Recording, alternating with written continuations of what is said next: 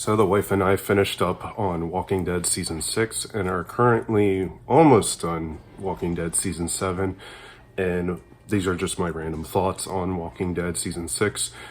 And I have to say, this is a pretty underrated season. I feel like it is a little underrated. A lot of people associate season 6 with having the fake out Glenn death, where, if you watched it on a weekly basis, like me, up until season 7, it was, there was the episode called Thank You, which was in the beginning of the season, where one of the members of the group with Glenn is on top of a dumpster, and he's pretty much this pretty cowardly guy. He tried to kill Glenn at the end of season 5, and he just realized all the wrong things he's done, and he basically, offs himself right in front of Glenn, and he falls off the dumpster, and below the dumpster are all these walkers. Glenn falls off with them. Glenn falls first on the ground, and then the guy Nicholas falls on top of him. And the way it's filmed, you're like, oh my God, did Glenn die? This was a big controversial thing at the time.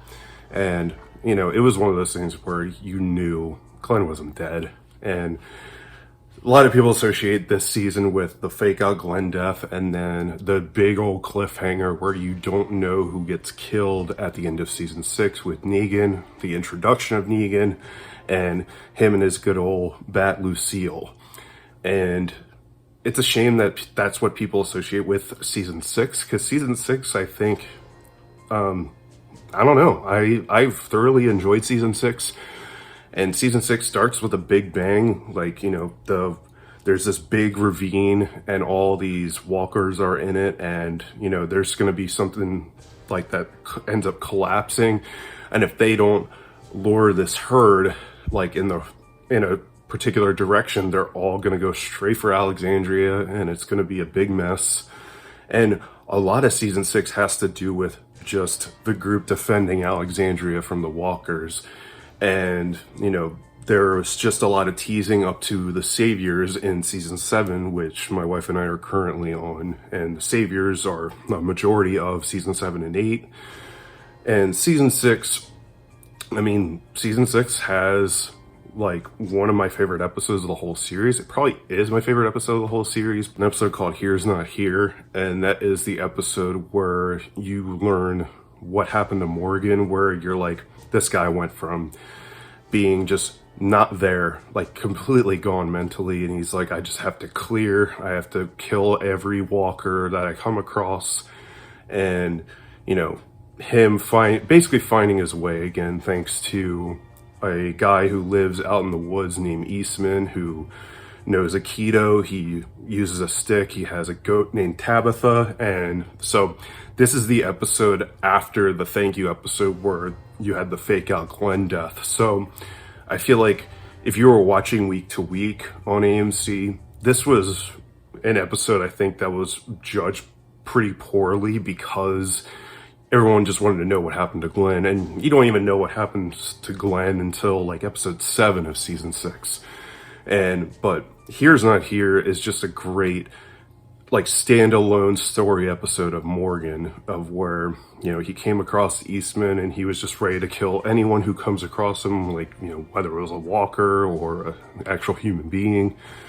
And Eastman taught him this philosophy of he lost his family to this guy who killed his entire family because he was a forensic psychologist. And he's like, I met so many people who done the most horrible things in their entire life, and I've only really met only one evil person. The person he's talking about is the person who ended up getting out on probation and killing his entire family.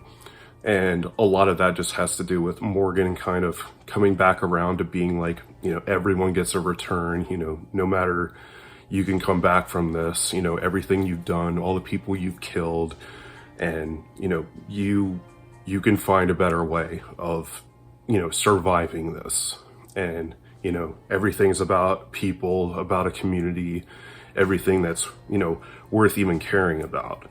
And so I love that episode just based on that fact. And, just between John Carroll Lynch and Lenny James, between Morgan and Eastman, it's just a wonderful standalone episode. Even if you're not like a fan of The Walking Dead, I would just recommend this episode to anybody who's like, if you just want a good episode of television, watch the episode Here's Not Here.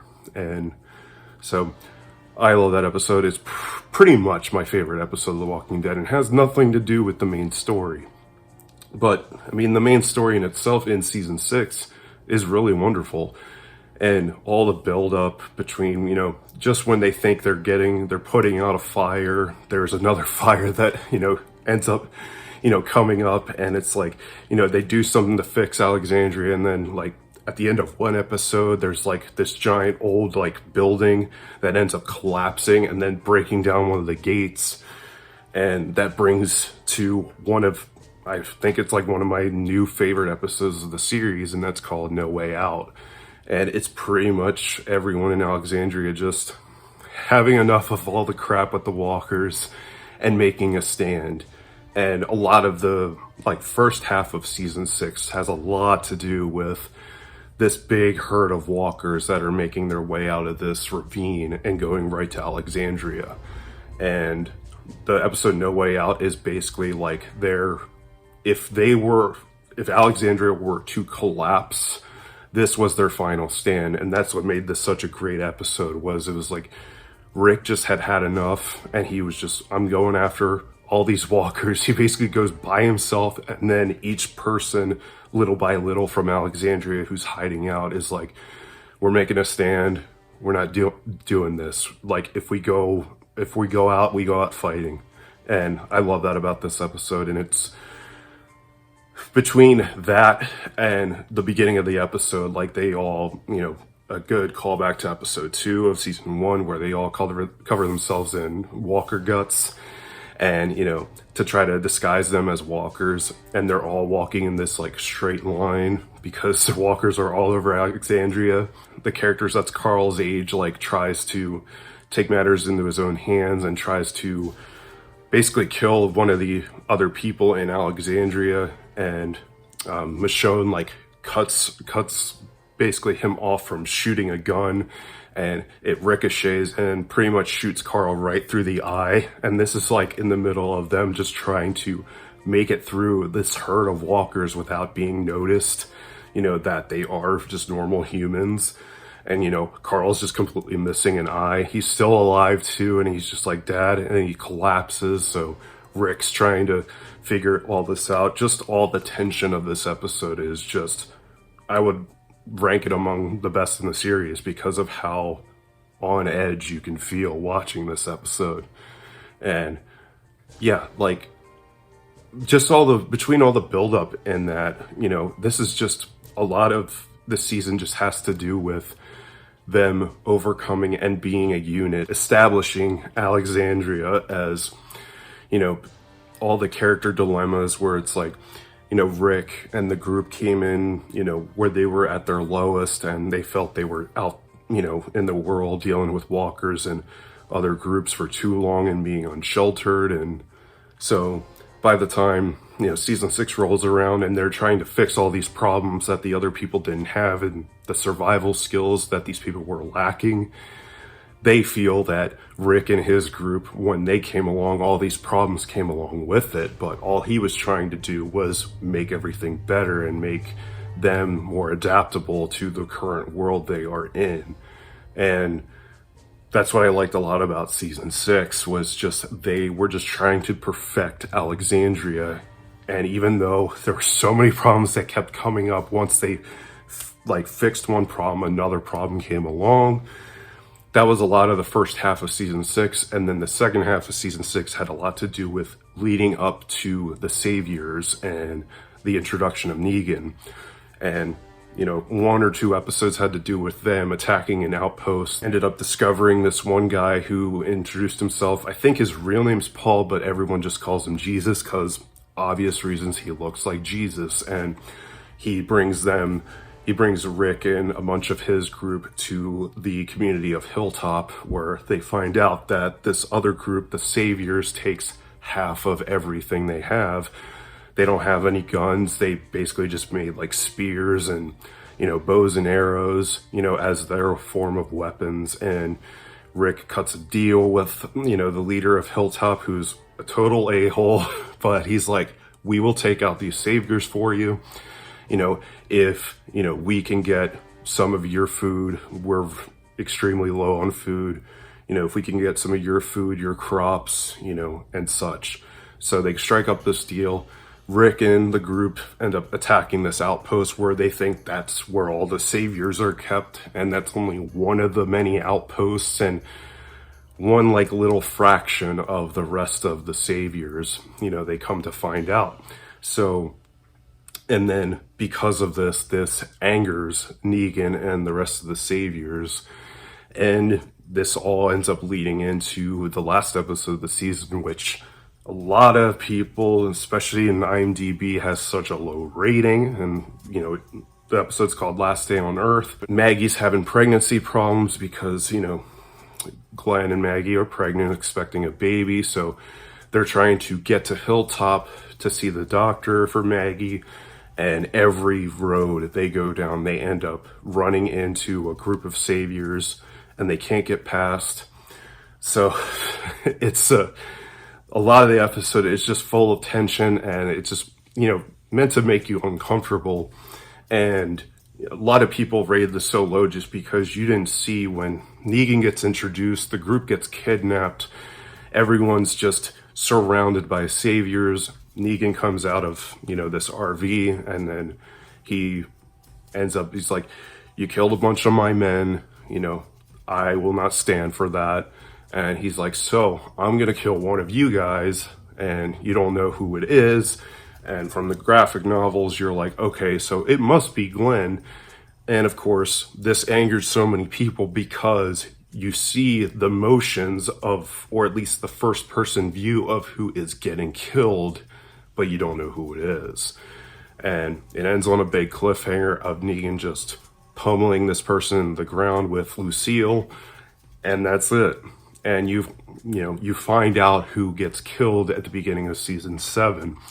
And now, despite that big old tease at the end of season 6, I think the last episode of season 6 is really, really well done. And this just caused a big outrage from the fans because they didn't know. They're like, is it Glenn? Is it someone else? Who's dying? Who's getting killed? Because this is such a crucial moment in the graphic novel series or, in the TV show series. It's a huge moment. And, when you find out in season 7 who ends up dying, this is a big turning point to where a lot of people turned off the show and stopped even watching because it was just too much for them to watch. And if you're a horror fan, this is just another day at the office for you, because it's like, it is a brutal, brutal death. And I'll talk about that more in my season 7 thoughts, but yeah, it's a brutal, brutal death, and for sure. But I just found it baffling. It was like, why of all things, like, this was the moment that people thought was too much. It was like, this show is super gory, super intense, and super brutal, from the get-go. And this was the thing that stopped people from watching. It's like, I understand caring about the characters, but when you're watching a show where major characters die all the time, this is going to happen. And this was kind of the moment where a lot of people, like, when the show was super huge, this was the moment, like, the second that bat hit that character, people were like, I ain't doing it anymore. I can't do it. That was too much. So season 6 was the lead up to season 7. And I think because once people hit season 7, they just wanted to know who ended up biting the dust. And once they saw it in gruesome detail, it was just overshadowed, season 6 was just completely overshadowed by just this one moment. So in a way, I think season 6 is really, really underrated due to that fact. I really enjoyed season 6. I mean, there's aspects of season 5 I really, really loved, but the whole storyline with Beth in that one hospital and the introduction of Noah in the hospital, and while I like those characters, I thought that made season 5 really suffer because of it. Season 6, there were gripes with, like, Carol's big old, like, existential crisis of, killing so many humans just to help the group, and it's like, this is what you need to do. I know a lot of people probably got tired of that and was like, Carol went from, being in an abusive relationship at the beginning of the show to turning into a total badass, and now she's questioning all this badassery that she did. It's like, because she's a human, she's not a psychopath. It's like, of course that's going to get to her. And so for me, I could kind of look past that and all those issues. And especially like Rick struggled with this too throughout the whole series. He's like, he's a good person at heart, but he had to do some really, really terrible things. And of course that's going to get to him. He was at the level Morgan was at during, the Clear episode, where he's just like, I just have to kill everyone. He's like, I can't trust anyone. And a lot of season 5 was him, in that aspect. So to me, like, season 6 is just really, really underrated compared to the lead up to Negan and the introduction of the Saviors. And, season 7 and 8, a lot of people are, say are like the worst seasons of the show. I mean, currently watching through season 7, I don't mind it too much. It is very slow though. And my dog just entered the room. But as far as watching, season 8 is probably going to be a chore to get through, because all I hear is that season 8 is not very good. But season 6 overall, I give 2 big thumbs up. I really enjoy season 6. So I don't know, maybe I'm in the minority on that one, but hopefully there's some other season 6 defenders as well. Other than that, I'm going to leave it at that. I really enjoy season 6. Maybe when we're done this whole series, I will do, my favorite seasons, worst to best, maybe. But overall, I really enjoyed season 6, and, I wouldn't mind going back to some of those episodes during season 6. There were some really solid episodes. So I'll leave it at that. If you all enjoyed this video, please give me a thumbs up. I appreciate it. And yeah, I'll be back pretty soon to review season 7. And yeah, I will see you in a future video. Thank you for watching.